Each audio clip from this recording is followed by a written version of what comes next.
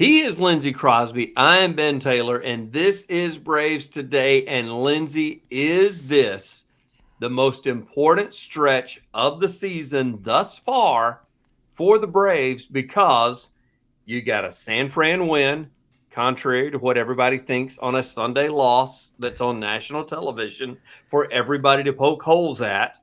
Now it's the Rockies, which are not doing well. And then it is the Dodgers. Is this the most important stretch for the Braves by far all season?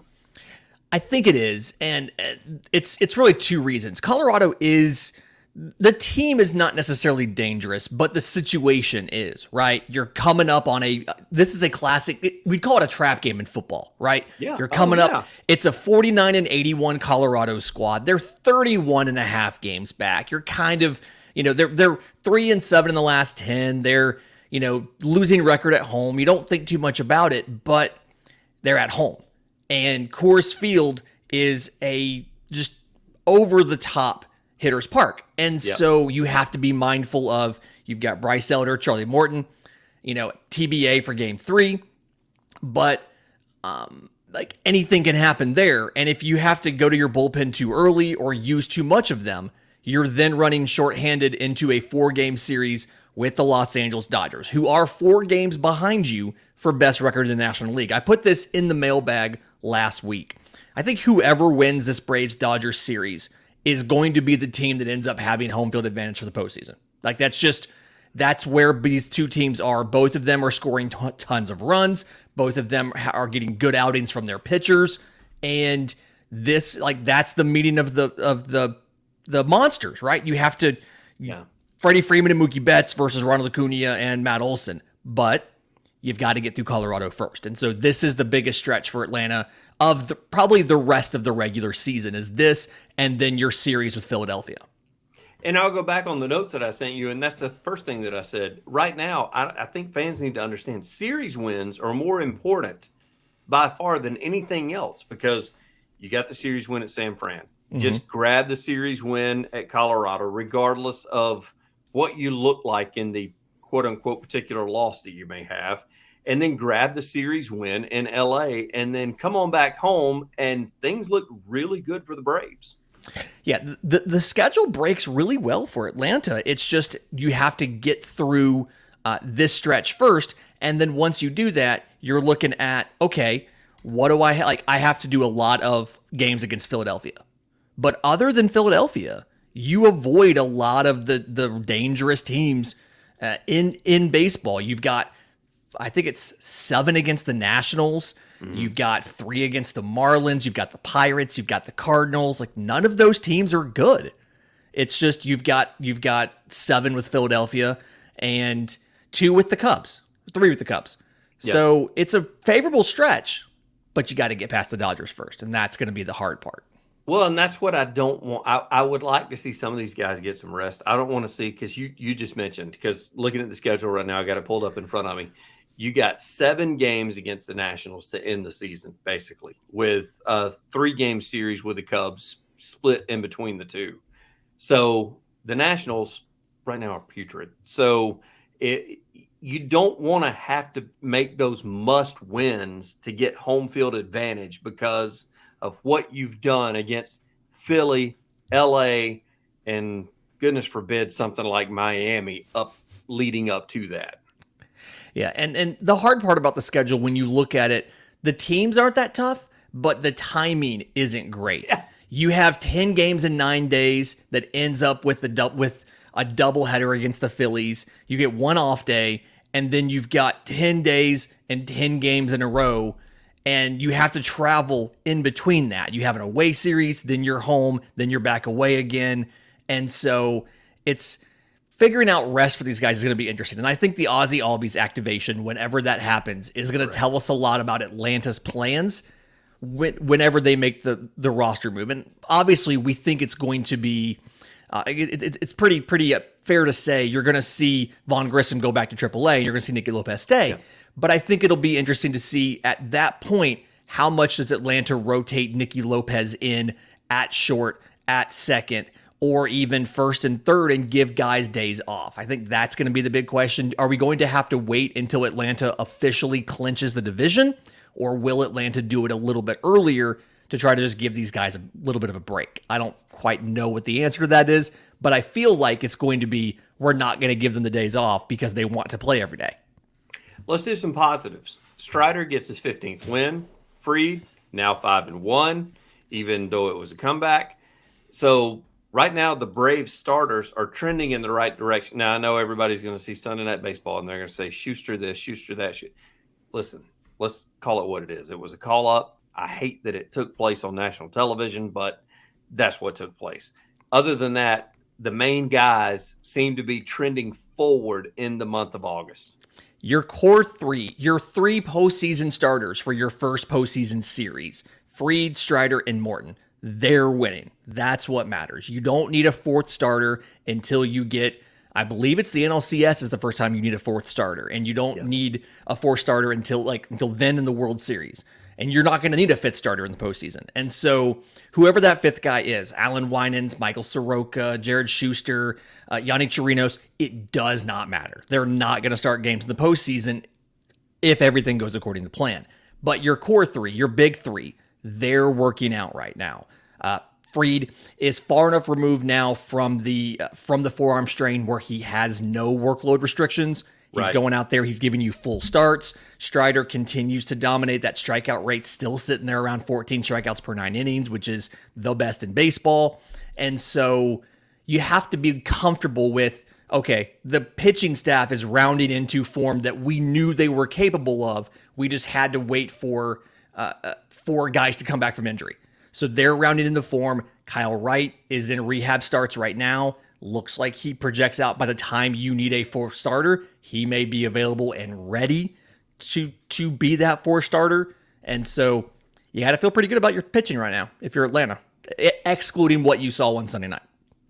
I will say this before we move on, because I do want to talk about Colin McHugh just a little bit, but I do want to thank one of our sponsors, Active Wealth Management, and Ford is really hooking us up and helping us out. Braves fans, our sponsor, Ford Stokes, founder and president of Active Wealth, host of Active Wealth Show on AM 920, The Answer, author of the must-read book, Annuity 360. Special offer for you. He wants to give each and every one of you a free book. Imagine getting a copy of a valuable resource without spending a dime. All you got to do is go to annuity360.net, put in your contact info, and Ford will give you that complimentary copy. It is a fantastic opportunity to learn how to better protect you and your growth and your hard-earned wealth. Now, he and his team at Active Wealth specialize in assisting pre-retirees and retirees. That's not me and Lindsay right now, but we will get there, and ready to invest. They have the knowledge and expertise to guide you towards making your sound financial decisions. Again, annuity360.net. Now, Lindsay, one thing that I wanted to talk about with McHugh, because everybody seems to point that out, but we saw it, let's just say, in our chat room that we were talking about. McHugh 0-0 in the month of August, 0.079 ERA, or no, 0.79 ERA. This was an anomaly. So please, everybody watching on ESPN, don't think that that is something that you should get used to with McHugh thus far. Yeah, and, Atlanta's used him differently this year. He was more of a high-leverage reliever last year, and he's been kind of moved into middle and low leverage scenarios, but he's not been bad. It's this outing, not great. 11 batters, 7 of them get on base. He walks 4 guys in the outing, and all 4 guys come around to score. So 1 in the 3rd innings, which is unfortunate. You kind of, and I think a perfect world, you would have seen him pitch into a 3rd inning just to save your bullpen a little bit. We had to use the honky tonk man, Michael Tonkin, and Brad Hand to get through the last 2 innings. And so you save the high leverage guys, but you do have to use a little bit, probably one more reliever than you wanted, ideally, going into Colorado.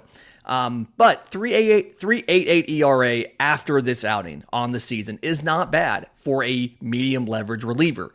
And I'm not sure exactly what role he's going to play on the postseason roster, but he definitely is going to make the postseason roster. Correct.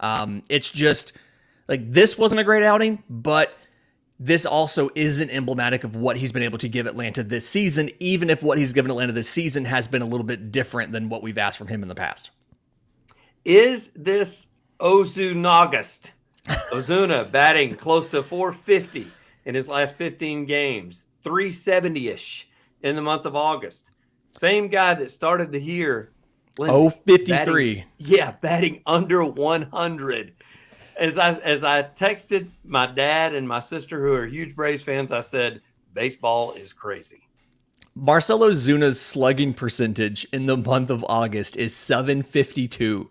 He's got 11 home runs and 27 RBIs and 27 runs scored in the last 30 games. And it's just, I mean, this is the ideal scenario if you're Atlanta, right? I mean, he struggled to start the year, but he's obviously turned it around to the point where you're not having to use other guys that are valuable to have as backups. You're not having to play your backup catcher at DH. Because obviously if there's an injury to your catcher, you move a guy out of DH, then I'm not quite sure of the rules, but in some situations you lose your DH. And so like you're able to give him, to put him in the lineup every single day. He's batting right behind Matt Olson, and it's obviously working for both guys. Matt Olson is still getting pitches to hit, and then Marcell Ozuna is getting plenty of RBI and run opportunities. So you have to like it. And then there's a small part of me that wonders, he's got one more year of contractual control. Does Atlanta try to make a move in the offseason, or do they have him come back for one more year? I think you at least have options now where you can see somebody actually giving you an asset for Marcell Ozuna, whereas in the past, you would have been packaging a prospect with him to get rid of him if it was April or May. You mentioned Matt Olson. He continues to rake. I know that the home runs are not what they were, what he was on pace to, but the doubles, the singles, the drawing walks. I mean, he still continues to be a prolific part of the offensive side of Atlanta Braves baseball. Yeah, and the big thing is the strikeouts haven't been as bad. I mean, exactly. We had talked early in the year, you threw the question at me, who's going to have more strikeouts into the year, Spencer Strider or Matt Olson? And it threw me off. But the answer is going to be Spencer Strider, right? Because Matt Olson's lowered the strikeout rate. When he kicked out to clean up, that was the big thing. And I talked about this, I think, after Saturday's game. Riley and Olson have had a quiet week or so, but they've still, even when they haven't been hitting the home runs, like you said, they've still been drawing walks, they've still been getting on base, they've still been moving runners over, and both of them have been playing pretty good defense in the corners. And so Matt Olson, Austin Riley, like it's a little bit of a cold streak, I guess. Technically, he's batting .292 in the last week. I mean, if that's a cold streak. Yeah. That's fine. Take that for a cold streak. He's batting .292 with a .417 slugging for Matt Olson in the last 7 days. Okay. Listen, I told you my expectations for Matt Olson, I need him 250 plus. That's all I need him. Yep. And I have gotten that and then some, so I am completely happy and will be more than happy to buy a Matt Olson jersey and wear it whenever I go to a Braves game. All right, so here we are. Hello, Rockies. We head into the stretch. Rockies first, Dodgers next. Expectations as far as the Rockies are concerned, because you mentioned it. I mean, it's where pitchers go to die. So you wonder when you look at our starters, what the expectations are as far as Braves versus Rockies in the coming days. Yeah, I mean, you've got Bryce Elder, Charlie Morton in your 2 games. You have a TBA in game 3. There's some discussion about, okay, do you call somebody up? Michael Soroka will be on normal rest if you want to use him there, things like that. But Atlanta should be able to take 2 out of 3. And the goal here, and kind of like you mentioned earlier when we were talking about the Giants, the loss of the Giants on Sunday, the goal here, win 2 out of 3, don't blow your pen. That's all you're looking for here. You don't have to go for the sweep. You don't have to sell out to secure one of these games. If you're in a close game late and you're not sure, should I throw a guy or not? You don't have to use a bullet. The goal is just win the series, keep the pen fresh to roll into Los Angeles for a 4-game series. So I like some of the matchups. When you see Bryce Elder versus Austin Gomber, lefty with a 9 losses on the year and an ERA of 5.5. Charlie Morton versus Peter Lambert, 3-4 with an ERA of 5 on the season. So you feel good about going in the face of these guys. And then Kyle Freeland, the lefty, 5-13 with a 5 ERA on Wednesday. You feel good about the matchups. It is a lot of lefties. You're not going to see as much Eddie Rosario this week. You'll see him subbing in for Kevin Pillar later in the game. But either way, this team hits lefties really well. Everybody hits well in cores. I think Atlanta's going to win 2 out of 3. And the goal, like I said, is just to come out of it with the pen somewhat fresh for LA. I'm going to throw a grenade in your lap. I said this before. They've done this in the minors already. Do we see Grissom play a little bit of left to see if we can get some expectations, see if we get him up to the plate a little bit more? I'm not sure because it all depends on when Ozzie gets activated, right? Okay. Ozzie's traveling with the team now, and he's been doing pregame warm-ups. He was sprinting at full speed reportedly before Saturday's game and looked like he had no issues. If he gets activated for the Colorado series, I think you see Vaughn go back to AAA. But if he's not activated, then you see Vaughn stay on the roster. It probably gets a little more time in the game. Not quite sure, but I ultimately think you're going to see Ozzie come back. And when he comes back, I think you're going to see Vaughn Grissom go back to AAA. Simply because you don't need 2 backup infielders at that point. You can get by with just Nicky Lopez because he can play anywhere on the field. Lindsay says 2 of 3. I say 2 of 3. It better be 2 of 3 or a sweep because it's Colorado. Like, this is one of those where I'm not sitting there going, we're jinxing them. I'm saying it better be 2 of 3 or better, or I'm going to be super teed off before it's all said and done with. Before we head to LA, we will have more coverage a little bit later on in the week. Lindsay, as always, I greatly appreciate your time, sir. Thank you.